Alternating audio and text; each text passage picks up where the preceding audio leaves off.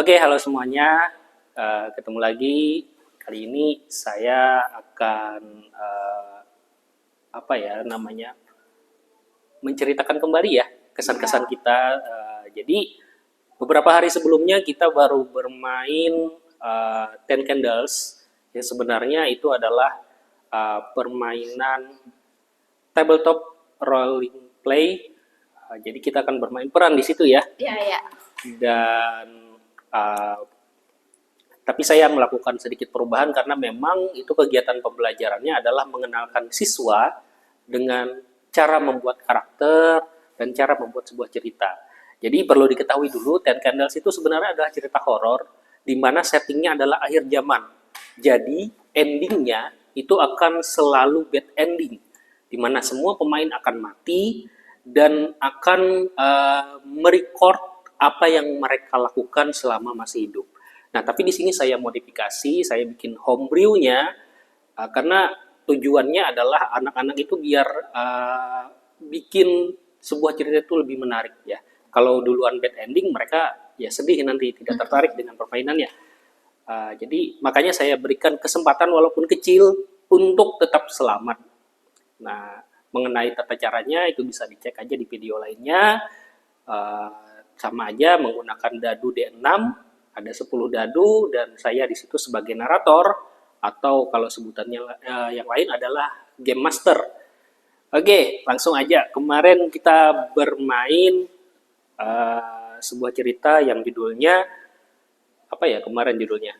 Desa Gaib Saranjana. Ya, itu. Perkenalan dulu mungkin ya. Ya, dengan siapa? Saya di sini namanya Salsabila. Salsabila. Jadi apa di situ? Saya jadi seorang pemainnya. Iya, seorang pemain karakternya namanya siapa kemarin?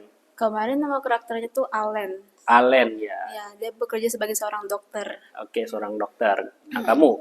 Perkenalkan, nama saya Putri. Kemarin saya berperan sebagai Fionli. Di situ saya pekerjaannya mata-mata. Oke, mata-mata, dokter. Perkenalkan, nama saya Rifana Sipana. Saya berperan sebagai Haruna. Di situ Haruna tuh umurnya 19 tahun dan bekerja sebagai detektif. Oke, ada detektif, ada mata-mata, ada dokter. Dan sebenarnya masih ada 3 karakter lainnya yang kebetulan berhalangan hadir hari ini. Jadi ada tentara ya kemarin. Ada tentara, ada mahasiswa teknik. Sama yang satunya itu apa ya pekerjaannya Daniel kemarin? Tambang emas. Tambang emas. Penambang emas. Nah, dan masing-masing memiliki kaitan dengan tokoh utama. Jadi di sini saya membuat ada karakter yang namanya Randi. Dia adalah orang yang menghilang sudah dalam beberapa waktu. Dipercaya info terakhir Randi itu mencari tempat yang namanya Pulau Saranjana. Nah, jadi mereka ini dari berbagai profesi, dari berbagai latar belakang yang semuanya terikat dalam satu hal, yaitu mencari sosok Randi.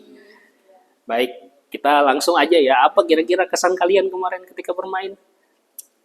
Dari mana dulu nih? Ya, oke. Saya salah deh. Dulu aja. Ya, kira-kira hal yang paling menarik ketika kalian lakukan kemarin itu apa? Yang menarik. Mic-nya. Hal yang menarik mungkin kayak untuk adegannya mungkin. Ya. Untuk adegannya mungkin pas Haruna sama si Allen itu tuh ditangkap oleh si sosok yang tinggi itu. Oh iya, ada hantunya ya. Hantunya ada. Ditangkap lalu dilempar gitu. Tapi pelututnya masih hidup gitu. Iya. Nah, itu memang saya tuh sengaja. Makanya ketika lilinnya ditiup, saya bilang kemarin tuh kita belum tahu apa yang terjadi pada mereka. Karena memberikan kesempatan, kalau langsung saya matikan kan itu baru lilin keberapa itu. Kasihan kalian kan. Jadi saya beri kesempatan untuk tetap bisa hidup. Dan untungnya ketika menguraikan fakta-fakta dari Pio ya kalau nggak salah ya, yang bikin fakta bahwa mereka berdua itu masih hidup. Walaupun remuk. Iya, walaupun remuk. Mungkin ada lagi dari kemarin kalian disuruh bikin bikin Kertas. iya dari kertas itu menentukan kelebihan dan kekurangan. Jadi selaku kita sebagai karakter itu kan ketika kita bikin karakter kita harus bikin ada kelebihan ada kekurangannya. Nah, Kemarin itu unik-unik. Yang paling unik menurut kalian apa ketika bikin karakter itu? Momennya apa? Momennya si Suruh nuker-nuker ya kemarin. iya bahkan bahkan kalau menukar itu tidak sesuai dengan kita sendiri gitu Pak Nah, maksudnya. itulah letak permainannya. Jadi kemarin kamu awalnya nulis apa di kelebihannya? Kelebihan saya waktu itu kan bisa benerin semua benda gitu Pak. Oke, mekanik ya, Ya. mekanik. Heeh. Kalau kekurangannya, Kekurangan saya waktu itu apa ya? Mobil. Bukan itu yang samping. Apa kekurangan kemarin ya? Lupa kah? Ya saya lupa. ya coba kalau dari Putri apa? Apa ya sebenarnya? Kekurangan. Kalau kemarin kalau kelebihan punya saya tuh yang diganti apa yang belum? Yang sebelum diganti, kamu Sebelum. nulisnya apa? Kayak ahli dalam apa gitu ya? Aduh. Ya, lupa mungkin karena Karena tertukar tadi ya. Iya karena tertukar jadi mainnya nggak fokus ke situ. Iya, Kekurangannya?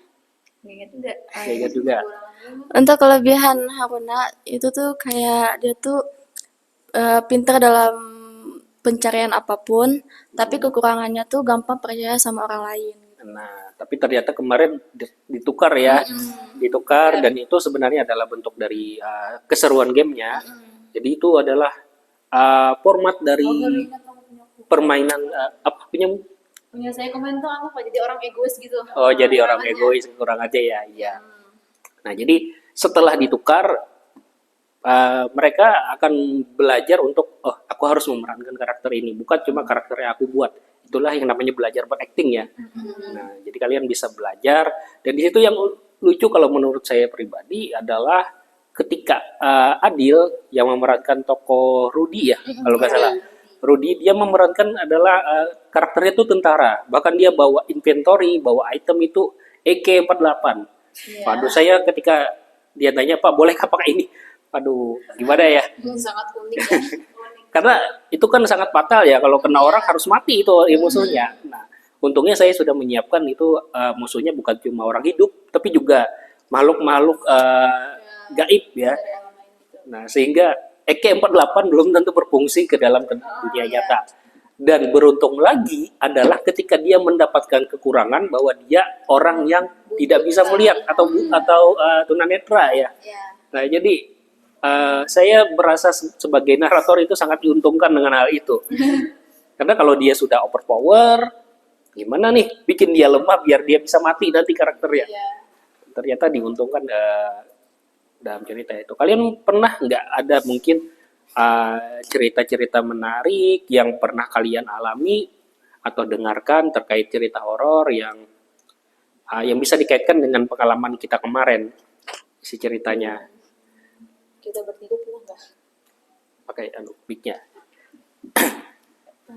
Apa ya? Pernah dengar cerita horor mungkin atau cerita misteri yang ada kaitannya dengan cerita kita kemarin? Cuma sarannya aja itu doang. Saranjananya ya. Iya. Jadi mungkin bagi teman-teman yang belum pernah, memang tidak ada upload videonya ya karena saat itu saya tidak sempat menguploadnya, tidak sempat merekamnya juga. Jadi isi cerita dari apa namanya Pulau Gaib Saranjana itu adalah tokoh-tokohnya ini mencari karakter yang hilang, which is itu seorang Randi ya. Randi. Dan itu saya belum membuat Randi itu seperti apa. Jadi ketika perkenalan kan mereka, oh saya ini klien dari pacarnya Randi, oh saya ini sepupunya Randi. Di situ saya mencatat. Dan ternyata kata salah satu peserta pemain bilang kalau Randi itu adalah atasannya mantan militer. Oh ya udah. Terus kata dokter Allen, ya Randi itu dia karakternya kena penyakit kanker ya, kanker. Ya sudah, saya mencoba secepat kilat menghubung-hubungkan oh Randi adalah seorang pensiunan tentara yang sedang kena penyakit kanker. Kemudian dia ada dugaan berselingkuh mungkin karena lari kemana-mana nih orangnya sering hilang. Padahal aslinya Randi mencari pengobatan untuk dirinya. Nah dan dia menemukan sebuah solusi yaitu berinteraksi dengan makhluk gaib di desa gaib Saranjana. Yang mana itu adalah sebuah mitologi dari Kalimantan Selatan, yaitu memang ada desa mitologi Saranjana tidak ada di peta tapi dipercaya oleh masyarakat. Nah, dan saya memasukkan unsur-unsur lainnya. Di situ ada tokoh hantu, misalnya hantu takau. Hantu takau itu adalah hantu dari khas masyarakat Dayak khususnya ya. Itu adalah hantu siluman yang mana yang biasa bisa menculik anak dan lain sebagainya. Itu saya gambarkan dalam sosok siluman harimau. Ya sebelumnya kalian ada menemukan kucing ya. Ya, kucing. Nah, itu kaget ketika sebenarnya harapan saya adalah ketika kucingnya datang itu gak ditendang tapi langsung dikasih makan. Ternyata respon dari salah satu pemain dia bilang saya tendang pak. Aduh gimana ini berarti langsung cari mati. Ya sudah tapi ya apa boleh buat karena namanya TTRPG itu tidak bisa kita paksakan. Permainan seperti apa itu harus pintar-pintar dari GM-nya buat membuat sebuah cerita yang nyambung. Nah lalu saya masukkan di situ ada unsur kultis ya, pemuja setan. Iya, pemuja setan, pemuja takau. Pemuja takau. Nah, orang-orang berjubah merah dan itu biar kalian nanti lawannya bukan cuma hantu, tapi juga ada sosok manusia. Dan saya memang ingin membuat plot twist di situ. Sebenarnya cerita asli yang saya rangkai itu si Randi adalah anggota sekte. Nah, tetapi karena jalan cerita kita selama jalan cerita itu gini, oh ya udah Randi saya alihkan menjadi dia mencari penyembuhan itu bukan lewat takau tapi lewat Ibu Ratu.